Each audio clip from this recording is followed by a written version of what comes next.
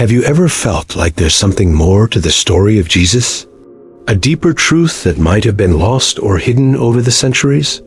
What if I told you that one of the most profound spiritual texts ever discovered was buried in the Egyptian desert for nearly 2,000 years? A text that could completely change how you see yourself and the world? In 1945, near the town of Nag Hammadi, a discovery was made that shook the foundations of what we thought we knew. An ancient jar, sealed and forgotten, contained a collection of texts. Among them was the Gospel of Thomas, a book filled with 114 secret sayings attributed directly to the living Jesus. But this isn't a story of miracles, crucifixion, or resurrection.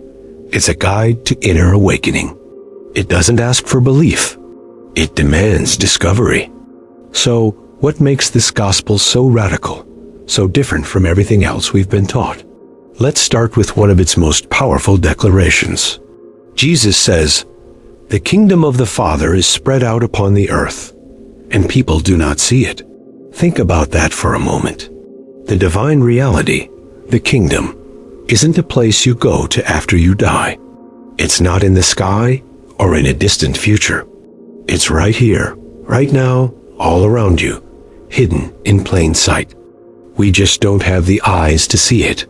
The gospel then tells us how to develop that sight. In another famous saying, it says, "If you bring forth what is within you, what you bring forth will save you. If you do not bring forth what is within you, what you do not bring forth will destroy you." This is a revolutionary idea. It shifts the focus from an external savior to an internal power. Salvation isn't about being saved from sin by someone else. It's about awakening the divine potential, the light that is already inside you. And if you ignore it, if you let it lie dormant, that unexpressed potential becomes a source of inner conflict and suffering. It's not about punishment. It's about the natural consequence of ignoring your own true nature. This brings us to a core theme of the Gospel of Thomas, the journey inward. It repeatedly emphasizes the importance of self-knowledge. One saying puts it bluntly, "When you come to know yourselves, then you will be known, and you will realize that you are the children of the living Father. But if you will not know yourselves, you dwell in poverty, and it is you who are that poverty." The poverty here isn't material. It's spiritual poverty, the state of being disconnected from your true identity, wandering through life like a stranger to yourself. To know yourself is to know the divine. This ancient text seems almost custom-made for our modern world, filled with distractions and attachments. Jesus advises, "Become passers-by." This doesn't mean we should be cold or detached. It means we should learn to experience the world without clinging to it. Our jobs, our possessions, our relationships, our identities, we often mistake these for who we are. Thomas teaches us to see them as transient experiences, like scenery passing by a window. The real you, the eternal self, is the one who is watching, the silent observer within. By practicing this, we free ourselves from the constant anxiety and desire that come from trying to hold on to things that are, by their very nature, impermanent. The gospel also challenges the very idea of organized religion and spiritual hierarchy. It suggests that truth isn't something that can be handed down by an institution, a priest, or a guru. It must be found through direct, personal experience. In one passage, the disciples asked Jesus where they should go and what they should do. He doesn't point them to a temple or a holy city. He tells them to look to James the Just, a figure known for his personal righteousness. But the deeper meaning is that the path is an individual one. You don't need an intermediary to connect with the divine. The connection is already there, inside you. You just have to quiet the noise of the outside world and listen. This is why the Gospel of Thomas was likely considered so dangerous by early church authorities. It places power squarely in the hands of the individual. It says you don't need to confess to a priest to be forgiven.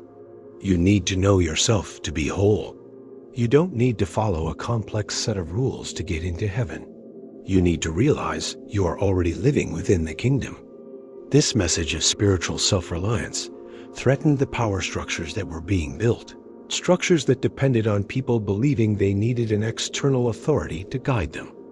So, how do we apply this ancient wisdom today? It starts with a simple, yet profound, shift in perspective. Start seeing the world not just as a collection of external objects and events, but as a mirror reflecting your own inner state. When you feel anger or joy or frustration, don't just react. Ask yourself, what is this situation showing me about myself? Every person you meet, every challenge you face becomes a lesson, a doorway into deeper self-understanding. The Gospel of Thomas is an invitation to become a spiritual explorer. It gives you riddles and paradoxes, not easy answers. One saying goes, "Let one who seeks not stop seeking until one finds." When one finds, one will be disturbed. When one is disturbed, one will marvel and will reign over all. The path of truth isn't always comfortable. It will disturb your old beliefs and your sense of who you thought you were. But on the other side of that disturbance is wonder, marvel, and a sense of true inner sovereignty. This isn't just about reading a book. It's about living its teachings. Take one saying a day. Meditate on it. Let it sink in. Ask yourself how it applies to your life. For example, take the saying, "The one who's near me is near the fire." See your challenges and your intense experiences not as things to run from, but as the fire that purifies and transforms you, bringing you closer to your true essence. The rediscovery of the Gospel of Thomas is a gift to our time. It reminds us that the message of Jesus may have been far more mystical, more psychological, and more empowering than we were ever led to believe. It offers a path to experiencing the divine, not through blind faith, but through awakened consciousness. So I challenge you, are you ready to stop looking outside for answers? Are you ready to embark on the greatest adventure of all, the journey into the kingdom within yourself? Start exploring the Gospel of Thomas. Read it, question it, live it. Discover the teacher within and unlock the transformative power that has been waiting inside you all along. Thanks for watching. If this journey of self-discovery resonates with you, subscribe to our channel and join a community of seekers who are ready to explore the hidden truths of our spiritual heritage. Let's find the kingdom together.